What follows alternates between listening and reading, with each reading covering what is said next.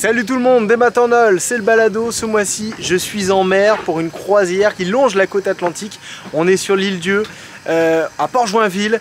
Paysage magnifique, vraiment super sympa. Je vous montrerai quelques images, mais d'abord j'avais envie de vous montrer le bateau dans lequel j'ai embarqué, l'Arquest. Alors petit tour du propriétaire.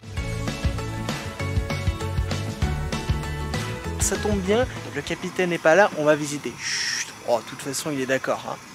Allez, hop, on descend. L'espace de vie, l'espace commun.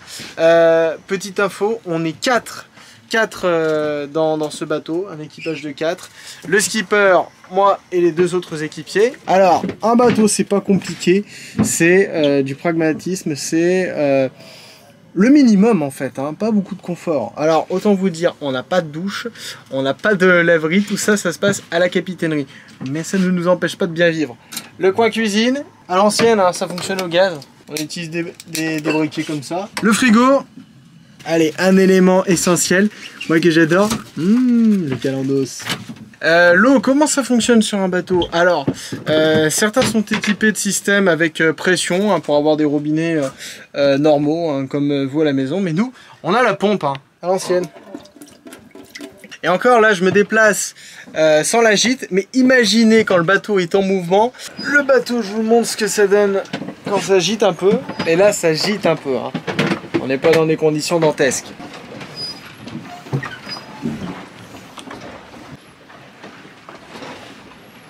C'est un peu plus difficile de se mouvoir, mais c'est comme ça, ça fait partie de la vie du marin.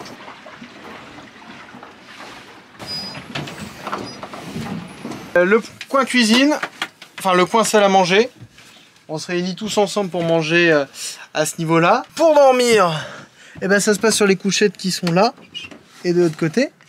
Et moi, en tout cas, je dors dans cet petit espace, cette petite cabine, qui sert de bagagerie accessoirement là, hein, maintenant, hein, parce qu'on a les affaires de tout le monde qui sont réparties. Les miennes sont là. Pour dormir, sac de couchage, oreiller gonflable. Voilà. Et c'est pas très grand, hein, je sais pas combien de... Bon, ça doit faire quelques mètres cubes à peine, c'est une capsule, hein. Niveau mètre carré, on n'est pas sur du grand espace. Et dans un bateau, tout l'espace disponible est réquisitionné pour faire quelque chose, soit pour stocker du matériel, soit pour stocker des vivres. Tiens, en fait, ma trottinette, elle est là. Ça me semble normal. Oui, je l'ai embarqué sur le bateau, il n'y a pas de raison. Regardez.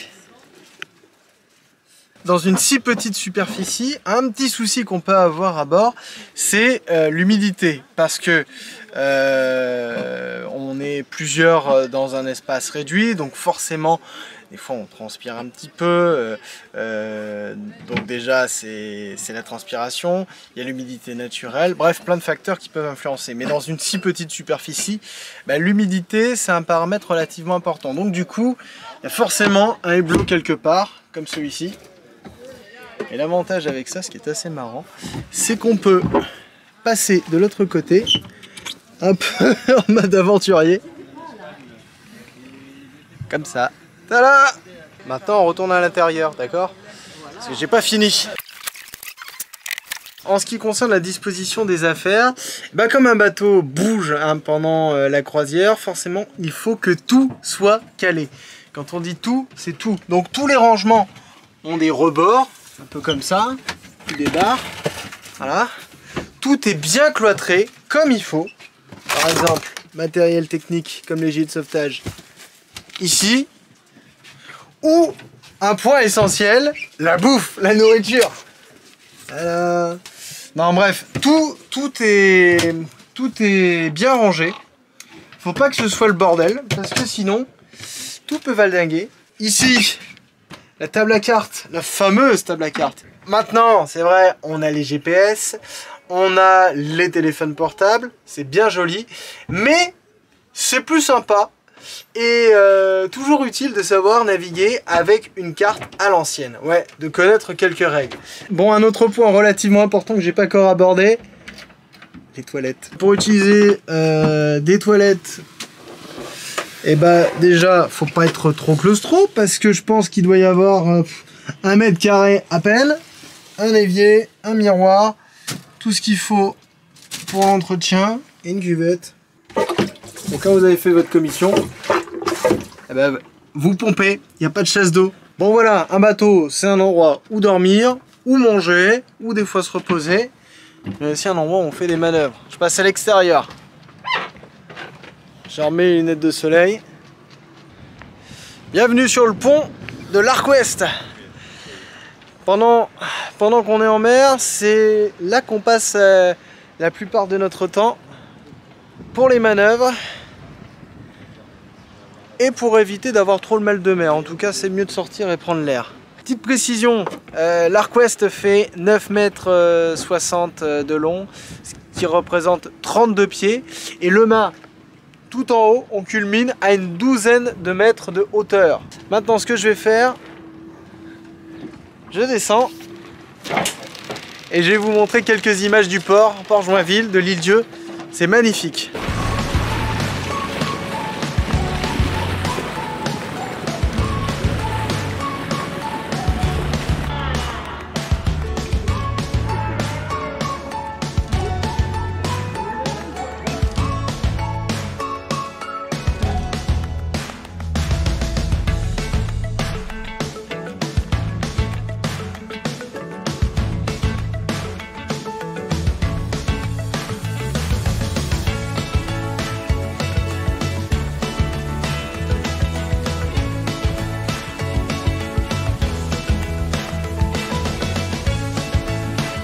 C'est beau, hein? C'est des coquillages sur les murs. Les galets.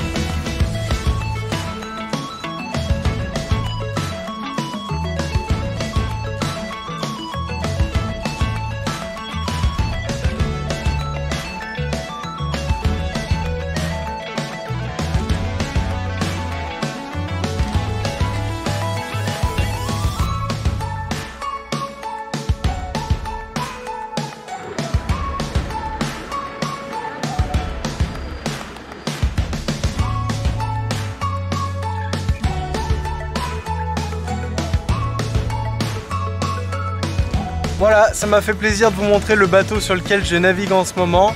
Je suis content aussi de vous avoir montré ces images de Port-Joinville sur l'île-Dieu. Allez, merci d'avoir regardé la vidéo. Le pouce bleu, tu t'abonnes pour ne pas manquer le prochain épisode mercredi à 17 h. Et suis-moi sur mes réseaux sociaux, Facebook, Twitter, Instagram et même Polar Steps, le réseau social des voyageurs. Allez, Kenavo!